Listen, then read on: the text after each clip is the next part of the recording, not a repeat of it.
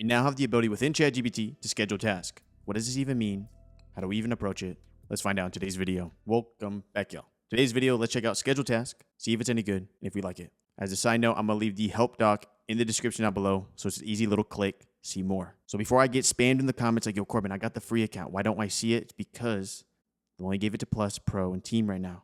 So chill out. So let's go ahead and just walk through the user interface a little bit and do one together. Can you give me a briefing on AI news each afternoon? Enter. So the purpose of schedule task is our ability to let AI do whatever the heck we want at a very specific time period within the day, month, or week. So what you'll see is right off the bat, it's going to ask whether or not I want to turn on desktop notifications. If you're going to use this feature, you're probably going to say allow here, because if ChatGPT is not even open, like you're on YouTube and just watching something, you'll get notified when an event occurs. There's alternative ways you can get notified, which I'll show you right now. So for now, I'll just say allow. Come up to your profile here, hit task. And then let's come up to the pencil here and check out what we can do. So the name itself is just like how we view it. I don't think ChatGPT will actually read the name. It doesn't really care. It's just for us. The instructions is what GPT is going to do and provide information on.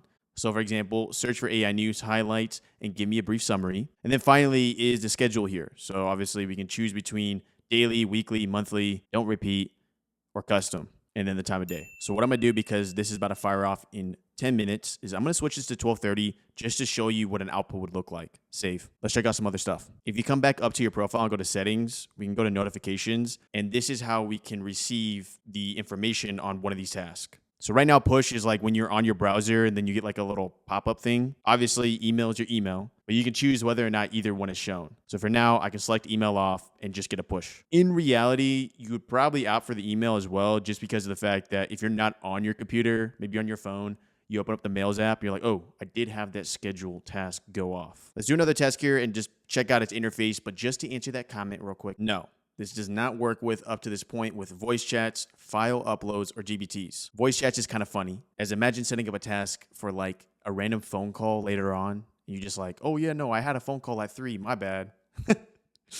Maybe to get you out of some type of meeting, who knows? The examples that OpenAI gives is like, practice French with me daily, which is not bad. Kind of cool. Therefore, it seems like the bigger feature here when it comes to schedule task is like our ability to search the internet, ask questions about stocks, whether this kind of like relevant to the status quo kind of data. Like I doubt we'll put in here, let's talk about math. I mean, you could. And as you can see, even scheduled task is a little bit lost. Like, what do you mean? So I'll just do quantum physics every day at 3 p.m. And there we go. We got our task. Click it. Edit like shown. This is probably more where it shines, where whatever the scheduled task is, it's looking at live data. So generate a daily summary at the end of every market day of SPY and QQQ and provide all relevant news or anything I should know. Those are indexes, by the way, in the stock market. Hit enter. That's pretty cool.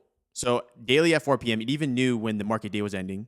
That's awesome. It's going to give me a summary of what the heck's going on with those tickers. To make sure you like how the output looks, though, you can simply put, show me an example output, and then come down here. This is an example output of what it would look like for this scheduled task. That's important, as you wouldn't want to do like a annual scheduled task or like a monthly scheduled task. You finally get the output and you're like, whoa, whoa, whoa, whoa. This is not good. So definitely leverage the show me an example output feature, and then you can go ahead and reproctor this chat to change the underlying instructions to follow a guideline that is more similar to what you like. Let me know in the comments if you guys are going to even use this feature. Does this just seem really random? I feel like there was probably a very specific reason they came out with this. Probably some Reddit forum, or maybe even on the OpenAI forums, someone brought this up. Or maybe it's just like reoccurring questions people found themselves asking ChatGPT like every Friday or something. Like, where's the best happy hour spots in Dallas right now? Which, now that I think about it, wouldn't be that bad of a schedule. All right, we're approaching 12:30 right now. 1 minute away. Let's see what happens. There we go. We get a notification here. I'm gonna click it. And boom. So first major thing to note, any task you have set up that is scheduled, it looks like it's going to be within the same chat. So everything here, scrolling all the way down, obviously we get a relevant sources. So keep that in mind. If you have a scheduled task that's going to fire off every single day, it will be found within the same chat. That covers everything we can do with scheduled tasks up to this point. I think a really funny one in the future will be for the voice chats. Just randomly schedule a prank call. I'll see you in the next video. Schedule, task, chats. 2 random videos. That's my face. I'll see you in the next video.